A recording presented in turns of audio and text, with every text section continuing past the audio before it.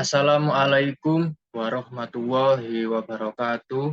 Om Swastiastu, Namo Buddhaya, salam kebajikan, salam sejahtera bagi kita semua. Pada kesempatan kali ini, dan tepatnya di hari Selasa yang sangat ceria ini, saya akan melakukan bincang-bincang santai atau istilah yang gampang dikenal saat ini yaitu podcast. Podcast kali ini kita lakukan secara online, lebih tepatnya via Zoom, karena terkendala jauhnya lokasi atau kediaman dari narasumber saya pada kesempatan kali ini. Mungkin muncul pertanyaan di antara rekan-rekan sekalian, kenapa mendadak podcast? Jawabannya, dibuatnya podcast ini selain dilatar belakangi untuk pemenuhan tugas perkuliahan atau proyek pertama dalam mata kuliah pendidikan Pancasila, namun dibuatnya podcast ini juga sebagai sarana penambah wawasan kita, khususnya diri saya pribadi dalam hal pendalaman jiwa Pancasilais, di mana tujuan tersebut sesuai dengan tema yang saya angkat pada podcast kali ini, yaitu Pancasila sebagai pandangan hidup masyarakat. Sebelum memulai podcast pada hari ini, kurang afdol jika saya tidak memperkenalkan diri terlebih dahulu. Perkenalkan, saya Muhammad Rizky Adi Pratama dengan NIM 23050724022 dari program studi S1 Teknik Sipil tahun 2023 dari kelas A Universitas Negeri Surabaya. Saya selaku pewawancara tentunya tidak akan sendirian, melainkan akan ditemani oleh salah seorang narasumber terbaik pilihan saya, yang akan berbagi pengalaman dan informasi mengenai pandangan beliau sebagai masyarakat tentang Pancasila. Beliau yang saya maksud adalah Mas Ade Putra Akbar, yang sebentar lagi akan bergabung bersama saya, dan kita akan berbincang-bincang santai selama kurang lebih 30 menit ke depan. Saya rasa sudah cukup lama penjelasan saya mengenai podcast ini. Tanpa perlu berlama-lama lagi, alangkah baiknya langsung saja saya undang yang terhormat narasumber saya pada podcast hari ini.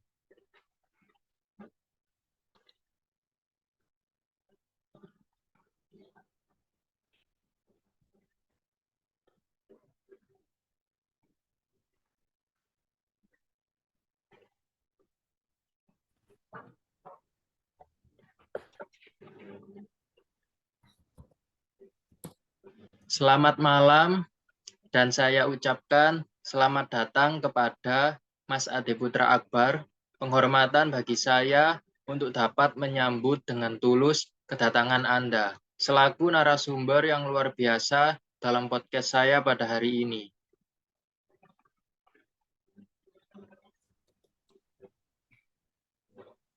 Selamat malam Mas Rizky, semoga Anda dalam keadaan baik. Saya ingin mengucapkan terima kasih yang mendalam kepada Mas Rizky yang telah menyambut kedatangan saya dengan tulus.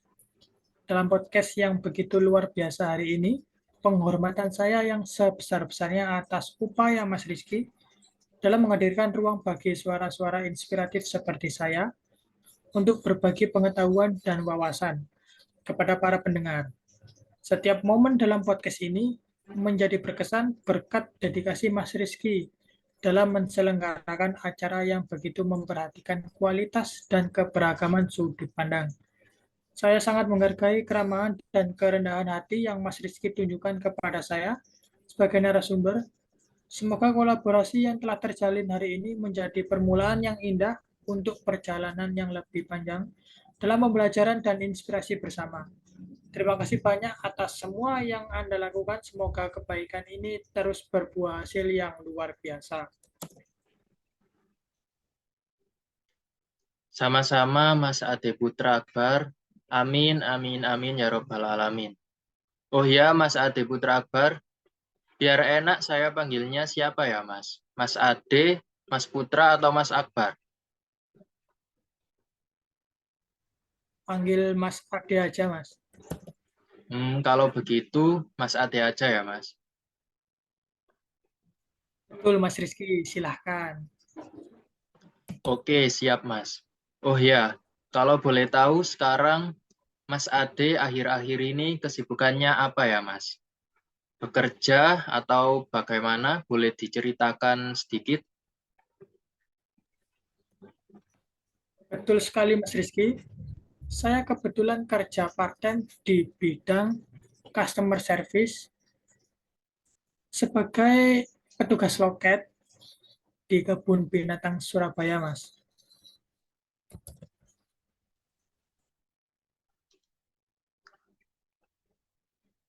Oh, jadi Mas Ade ini sebagai customer service di Kebun Binatang Surabaya ya, Mas? Sebelum memasuki segmen wawancaranya, bisa terlebih dahulu saya bertanya kepada Mas Ade, bagaimana awal Mas Ade memilih pekerjaan tersebut dan sudah berapa lama nih, Mas? Baik, Mas Rizky. Jadi begini, berawal dari saya habis kontrak dari pekerjaan saya sebelumnya, dan alhamdulillah tidak lama dari saya pulang dari pekerjaan saya yang ada di Batam. Dari bulan 6 saya mendapat informasi dari rekan saya yang sudah bekerja terlebih dahulu di Kebun Binatang Surabaya bahwa ada pembukaan lowongan rekrutmen untuk di bagian customer service tadi, Mas. Dan alhamdulillah rezeki bagi saya bisa bergabung di Kebun Binatang Surabaya sebagai customer service dari bulan Juni hingga berjalan sampai saat ini di bulan Desember, Mas. Jadi kurang lebih kira-kira 7 bulan saya sudah bekerja di Kebun Binatang Surabaya ini, Mas.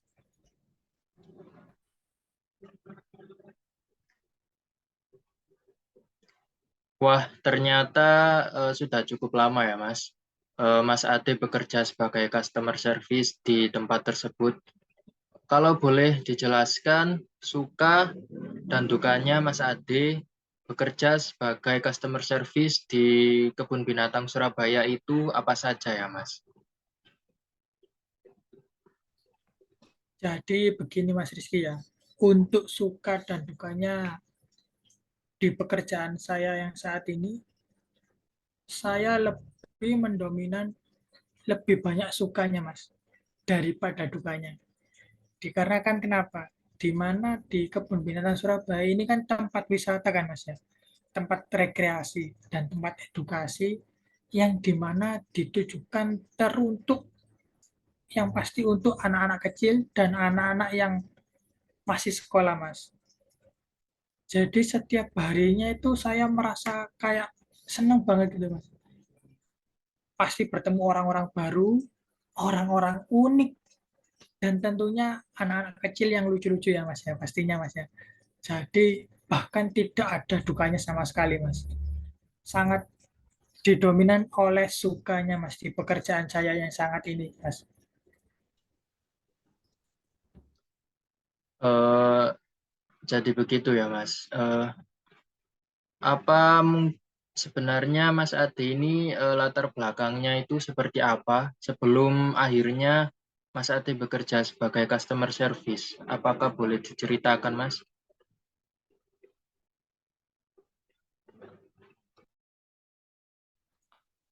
Untuk latar belakang saya sebelumnya itu saya merupakan lulusan dari Diplomatika Politeknik Penerbangan Surabaya, Mas. Jurusan Manajemen Transportasi Udara yang lulus di tahun 2021. Di bulan September, saya sudah mulai dilantik menjadi wisudawan dan alhamdulillah tidak menunggu lama dari bulan September.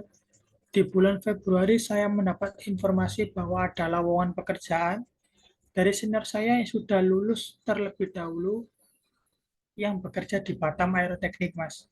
Hanggar milik Lion Air. Nah, kebetulan di bagian divisi senior saya itu membutuhkan manpower, Mas. Dan akhirnya membuka lowongan pekerjaan dan alhamdulillah masih rezeki buat saya dan teman-teman satu angkatan saya bisa bergabung di Hanggar Batam Aeroteknik milik Lion Air itu, Mas. Di sana saya bekerja di bagian divisi storeman, Mas. Dan juga PPC, Mas.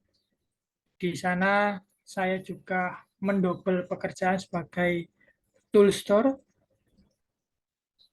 awal dari masuk bulan 3 Maret 2022 sampai genap 1 tahun, Mas. Bulan 3 juga di tahun 2023, Mas. Dan disitulah saya berkarir sampai akhirnya saya memutuskan untuk tidak meneruskan kontrak dan pulang kembali ke Surabaya, Mas, di kampung halaman ini, Mas. Oh begitu ya Mas. Wah, ternyata Mas Ade sudah cukup banyak mempunyai pengalaman kerja ya Mas. Hal tersebut secara tidak langsung sudah memotivasi saya untuk menjadi seorang pekerja keras dan tidak mudah menyerah. Terima kasih Mas Ade di awal segmen ini sudah menginspirasi saya.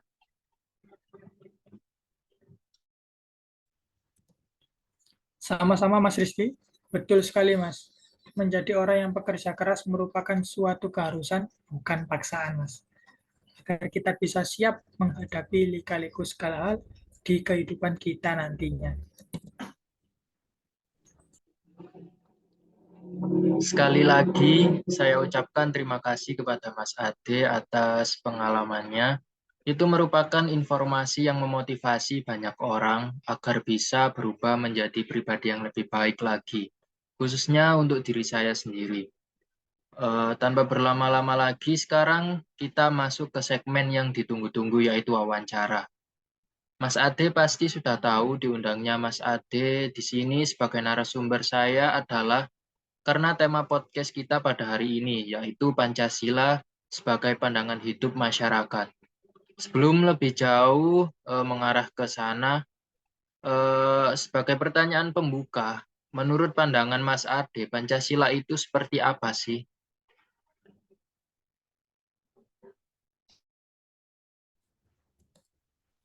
Menurut saya, Mas, Pancasila merupakan konsepsi fundamental yang menggambarkan nilai-nilai dasar yang menjadi pijakan utama bagi identitas serta kehidupan berbangsa dan bernegara di Indonesia. Dalam perjalanannya, Pancasila tidak hanya dianggap sebagai semacam doktrin, Mas, tetapi lebih dari itu.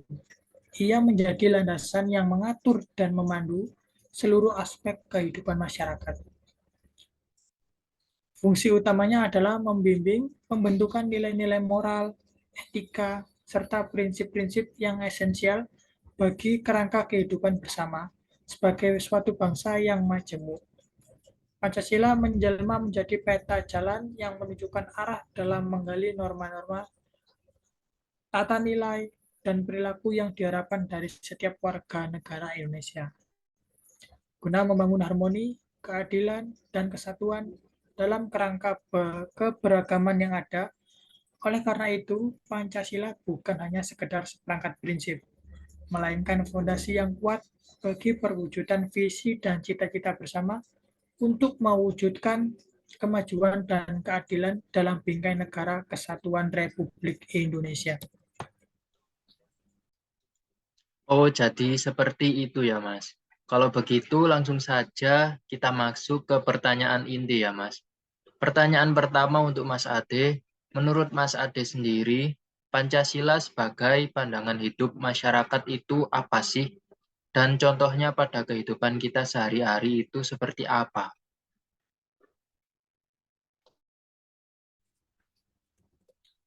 Menurut saya sendiri ya Mas, Pancasila sebagai pandangan hidup masyarakat akan menyoroti pentingnya menjadikan Pancasila sebagai landasan dalam mencakup seluruh aspek kehidupan, baik secara individu maupun kolektif. Ini mencakup penanaman nilai-nilai seperti ketuhanan yang Maha Esa, kemanusiaan yang adil dan beradab, persatuan Indonesia, kerakyatan yang dipimpin oleh hikmat kebijaksanaan dalam permusyawaratan perwakilan, dan keadilan sosial bagi seluruh rakyat Indonesia. Penerapan Pancasila dalam kehidupan sehari-hari sebagai warga negara menekankan pentingnya mengaktualisasikan nilai-nilai tersebut dalam perilaku kita, Mas. Baik dalam lingkup individu keluarga, maupun komunitas. Ini tidak hanya tentang mengucapkan kata-kata atau memahami secara konseptual nilai-nilai Pancasila, Mas, tetapi juga menjalankan tindakan nyata yang mencerminkan nilai-nilai tersebut. Keterlibatan dalam kegiatan gotong royong adalah contoh konkret dari penerapan nilai Pancasila dalam kehidupan sehari-hari. Gotong royong merupakan aktivitas yang menunjukkan semangat gotong royong dan kebersamaan untuk mencapai kepentingan bersama, tanpa memandang perbedaan status sosial, ekonomi, atau latar belakang. Ini sejalan dengan sila ketiga Pancasila yang menegaskan pentingnya kesejahteraan bersama sebagai landasan bagi pembangunan masyarakat yang berkeadilan. Dengan terlibat dalam kegiatan gotong royong, kita tidak hanya menerapkan nilai kebersamaan saja, tetapi juga menghormati, mendukung, dan bekerja sama dengan sesama dalam upaya membangun lingkungan yang lebih baik. Melalui tindakan nyata ini, kita sendiri memberikan kontribusi positif terhadap masyarakat sekitar dan memperkuat solidaritas serta persatuan yang merupakan esensi dari nilai-nilai Pancasila sebagai pandangan hidup masyarakat Indonesia. Baik, Mas. Pertanyaan berikutnya untuk Mas Ade. Kita ini sebagai masyarakat Indonesia asli, tentunya sudah mengerti kalau Pancasila itu terdiri dari 5 buah sila. Nah, pertanyaan saya, menurut Mas Ade, contoh penerapan Pancasila sebagai pandangan hidup masyarakat, utamanya pada sila pertama itu seperti apa ya, Mas?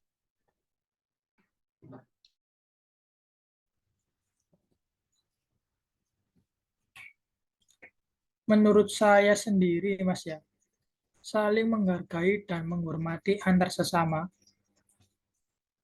adalah prinsip penting yang menekankan perlunya mengakui nilai-nilai keberagaman dan hak asasi setiap individu tanpa diskriminasi. Ini mencakup sikap menghormati keyakinan agama masing-masing individu tanpa mencoba untuk mengajak atau memaksa keyakinan tersebut kepada orang lain. Kolaborasi dan dukungan timbal balik dalam konteks sosial, ekonomi, dan keamanan lingkungan adalah bentuk konkret dari saling mendukung secara merata di antara masyarakat. Terlepas dari latar belakang agama, ini berarti bekerja bersama-sama tanpa memandang perbedaan keyakinan agama untuk meningkatkan kondisi sosial, ekonomi, dan menjaga lingkungan hidup. Penjelasan lebih mendalam dan akan menyatakan bahwa menghormati keyakinan agama orang lain bukan hanya soal toleransi aja, Mas, tetapi juga menghargai kebebasan beragama yang merupakan hak asasi setiap manusia. Ini berarti bahwa dalam sebuah masyarakat yang menghargai perbedaan agama, individu memiliki hak untuk mempraktikkan keyakinan agama mereka tanpa takut akan diskriminasi atau penindasan. Kolaborasi dan dukungan timbal balik dalam berbagai aspek kehidupan menegaskan bahwa kerjasama di antara individu atau kelompok, terlepas dari latar belakang agama, merupakan fondasi yang kuat dalam membangun masyarakat yang inklusif dan berkelanjutan. Ini memungkinkan orang-orang dengan keyakinan agama yang berbeda nantinya untuk bekerja sama menuju tujuan bersama yang bertujuan untuk meningkatkan kondisi sosial, ekonomi, dan melindungi lingkungan tanpa harus menekan atau mengesampingkan aspek-aspek agama masing-masing individu. Pentingnya penghargaan terhadap perbedaan agama bukanlah hanya untuk menghindari konflik, tetapi juga untuk membangun hubungan yang lebih kuat dan saling mendukung di antara anggota masyarakat. Dengan memperlakukan satu sama lain dengan penuh hormat, memahami dan menerima perbedaan keyakinan agama, kita dapat menciptakan lingkungan yang inklusif, beragam, dan harmonis bagi semua orang.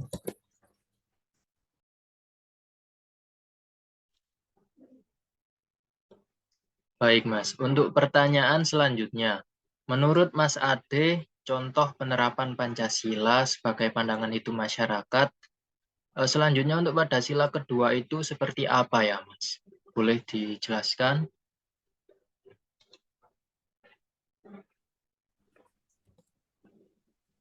Siap, Mas. Untuk itu, menurut saya sendiri, implementasi sila kedua Pancasila yang menekankan pentingnya sikap dan tindakan yang menghormati martabat setiap individu tanpa memandang perbedaan latar belakang apapun itu, Mas. Ini adalah tentang memperlakukan semua orang dengan cara yang menghargai, memberikan penghormatan, dan mengakui hak setiap individu untuk diperlakukan secara adil dan sama di dalam masyarakat. Bersikap sopan dan ramah kepada siapapun, termasuk orang asing, adalah wujud dari keberadaan yang menegaskan bahwa kita mampu menunjukkan kesopanan dan keramahan tanpa memandang asal-usul atau latar belakang seseorang. Hal ini tidak hanya mencakup tindakan-tindakan kecil seperti memberikan senyuman atau sapaan, tetapi juga mencakup sikap yang menghormati privasi, keberagaman, dan keberadaan individu lain di sekitar kita. Menghindari diskriminasi berdasarkan suku, agama, ras, atau latar belakang budaya merupakan aspek penting dari implementasi sila kedua Pancasila ini.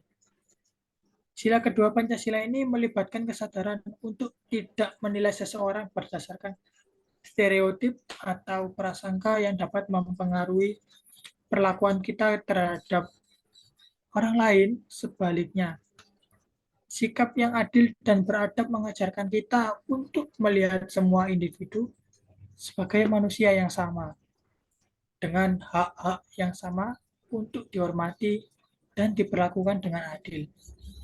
Dengan mengamalkan sikap yang adil dan beradab dalam kehidupan sehari-hari, kita berkontribusi dalam membangun masyarakat yang inklusif dan menghormati setiap individu tanpa terkecuali. Implementasi sila kedua Pancasila ini tidak hanya menjadi arahan moral, tetapi juga menjadi landasan untuk membangun hubungan yang lebih baik antar individu dan memperkuat persatuan dalam keberagaman yang ada di Indonesia. Berbicara tentang Pancasila sebagai pandangan hidup masyarakat dan penerapannya pada kehidupan sehari-hari. Saat ada kelompok warga masyarakat yang terjadi kesalahpahaman antara dua kelompok tersebut, solusi yang dapat diberikan pada penerapan Pancasila sebagai pandangan hidup masyarakat terdapat pada sila keberapa, dan menurut Mas Ade sendiri, mengapa sila tersebut cocok digunakan sebagai landasan untuk mengatasi masalah tersebut?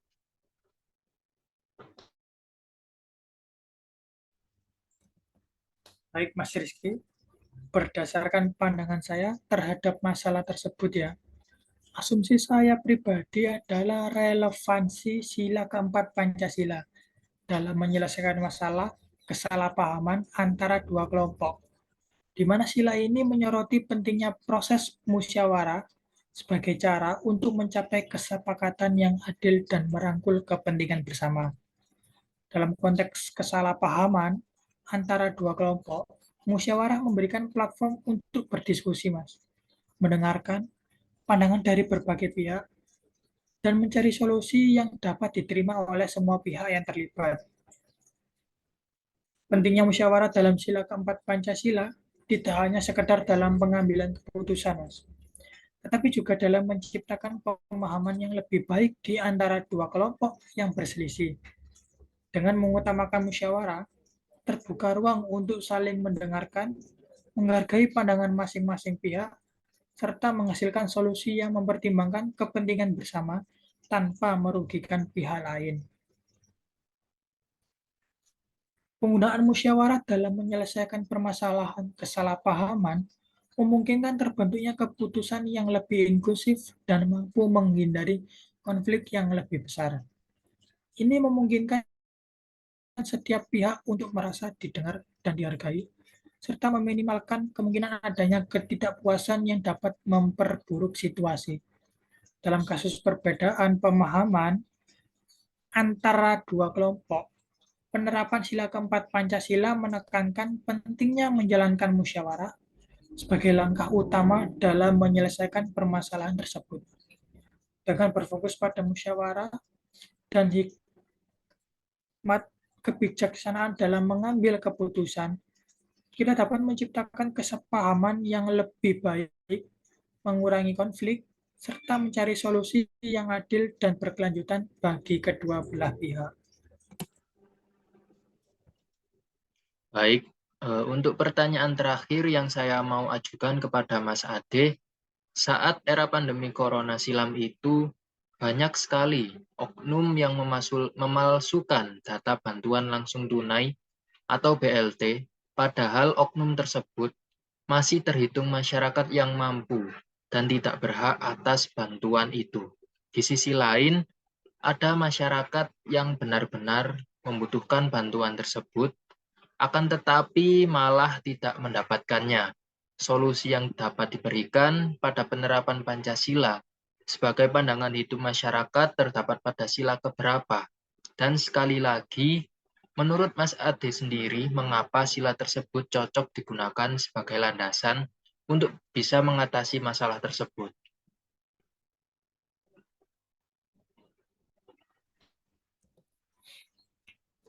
Asumsi saya sendiri ya Mas ya, terhadap fenomena tersebut adalah relevansi sila kelima Mas. Pancasila yang dalam menangani masalah ketidakadilan tersebut, di mana sila ini menyoroti pentingnya transparansi dan keadilan dalam distribusi bantuan sosial dengan melibatkan survei dan pendapatan langsung di tingkat lingkungan seperti RT atau RW. Kita dapat mengidentifikasi secara lebih akurat individu atau keluarga yang membutuhkan bantuan tersebut. Pentingnya melakukan survei langsung dan pendapatan di tingkat yang lebih lokal adalah agar bantuan yang diberikan tepat sasaran, Mas, menghindari adanya kesalahan dalam menetapkan penerimaan bantuan tersebut, Mas, serta memastikan bahwa mereka yang benar-benar membutuhkan bantuan tersebut mendapatkan akses yang adil dan tepat waktu. Dengan menerapkan sila kelima Pancasila dalam proses penyaluran bantuan, tercipta sistem yang lebih adil dan efisien. Pendekatan ini juga mendorong partisipasi aktif masyarakat dalam proses identifikasi kebutuhan yang pada gilirannya dapat membangun rasa kepemilikan dan tanggung jawab bersama terhadap penanganan masalah sosial di lingkungan sekitar. Melalui survei langsung dan pendapatan yang cermat, penerapan sila kelima Pancasila menggarisbawahi pentingnya akuntabilitas dan keadilan dalam penyaluran bantuan sosial.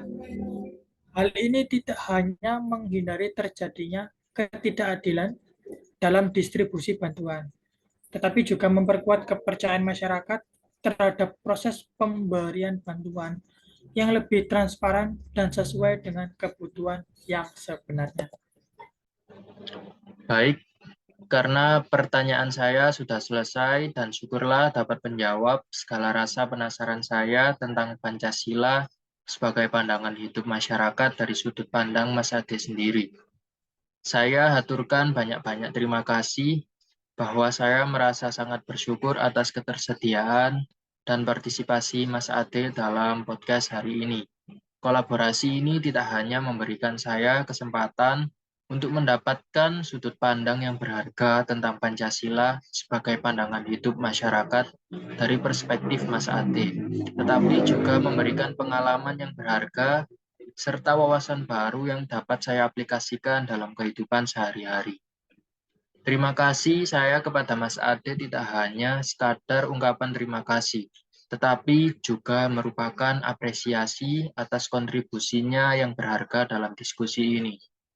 Saya merasa terbantu dan diperkaya dengan informasi dan pandangan yang telah dibagikan oleh Mas Ade dalam konteks penggunaan Pancasila sebagai pandangan hidup masyarakat dalam menyelesaikan berbagai masalah yang dihadapi di kehidupan sehari-hari.